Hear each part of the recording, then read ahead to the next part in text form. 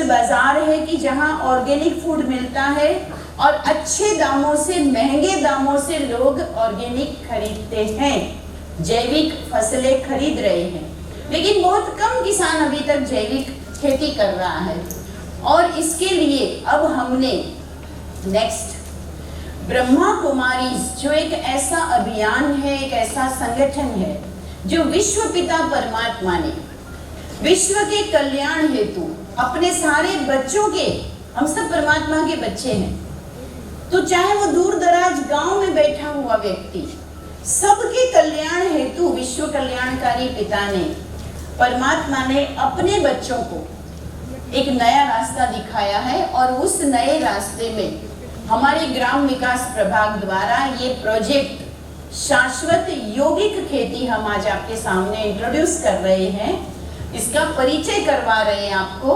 बहुत से हजारों भाई बहने अब ये यौगिक खेती सीख कर और ये प्रैक्टिकल में जीवन में कर रहे हैं। नेक्स्ट, अब ये यौगिक खेती क्या है?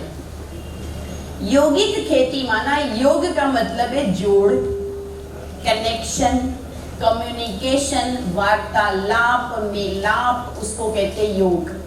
जैसे वियोग, वियोग का मतलब क्या होता है? वियोग अलग होना, योग जुड़ना। तो आत्मा यानी व्यक्ति, जो अंदर से चेतना है हमारी, जो मस्तक में विराजमान है, वो जीव आत्मा है। शरीर तो हम सब जानते हैं कि यहाँ हमको मिलता है और यहाँ ही एक दिन छोड़कर हम चले जाते हैं, पक्की बात। शरीर तो मिट्टी है ना, लेकिन वो जो चेतना है वो परम शक्ति से अगर जुड़ती है, ये कहलाता है योग। परम सत्ता है परमात्मा, जिसके पास समस्त शक्तियां हैं।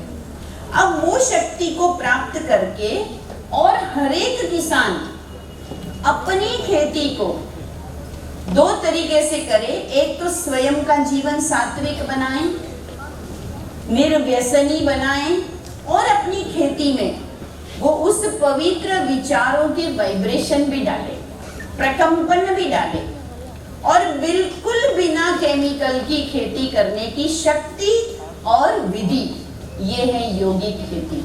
आज आपको एक बुक भी छोटा सा मिलेगा, सामने बैठे हुए सबको मिल रहा है, नेक्स्ट वन, जिसमें आप इसकी संपूर्ण विधि सीखेंगे। इसकी संपूर्ण ट्रेनिंग आबू में हमारे ट्रेनिंग सेंटर में लगातार चल रही है और ऑनलाइन भी आप उसके बहुत सारे सेशन यूट्यूब पे भी देख सकते हैं। हमारे सारे यौगिक खेती के सेशन यूट्यूब पर भी अवेलेबल है और आप उसमें पूरी डिटेल सीखेंगे। नेक्स्ट कीजिए, यौगिक खेती के लिए क्या करना है? नेक्स्ट, सिर्फ हमें एक अपना दृष्टिकोण सबसे पहले तो बदलना है।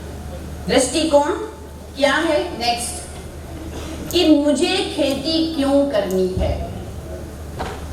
केवल रोजी रोटी के लिए मेरा साधन है खेती, इसलिए मुझे खेती करनी है, माना पैसा कमाना है और अधिक और अधिक और अधिक, जिसका तो कोई एंड ही नहीं है। जितना कमाओ उतना ही कम है, क्योंकि और आगे कोई कमाने वाला होगा, हम सोचेंगे मैं उसके जितना कमा लूं। लेकिन आप एक अन्नदाता है, पालनहार है, आप जो उपज ला रहे हैं वो कईयों के पेट में जा रही है, उनकी जीवन की रक्षा कर रही है। तो आप सूर्य की ऊर्जा पर भी बहुत सारा काम किया है और उसके प्रयोग हमारी जमीनों पर, जमीन के सुधारण पर करने का उन्होंने प्रयोग करके बताया है। नेक्स्ट, अब इन सब उदाहरणों से हम यही कहना चाहते हैं कि मन की शक्ति पर, मन की शक्ति का प्रकृति पर और वनस्पति में भावनाएं, उस पर प्रभाव पड़ता है। इसलिए आपको मन से अपनी खेतों को, अपनी फसलों को बहुत प्यार करना है, बहुत खुशी खुशी खेती करनी। कई लोग खेती करते लेकिन मन से उदास होते, काश हम भी पढ़े लिखे होते, कुछ और कर रहे होते, ये क्या मजदूरी मिली है यही कर रहे हैं। नहीं, आपको जो काम मिला है आप प्यार से कीजिएगा, उसका बहुत अंतर पड़ता है। राजयोग माना ही अपने मन को ईश्वर से जोड़ना,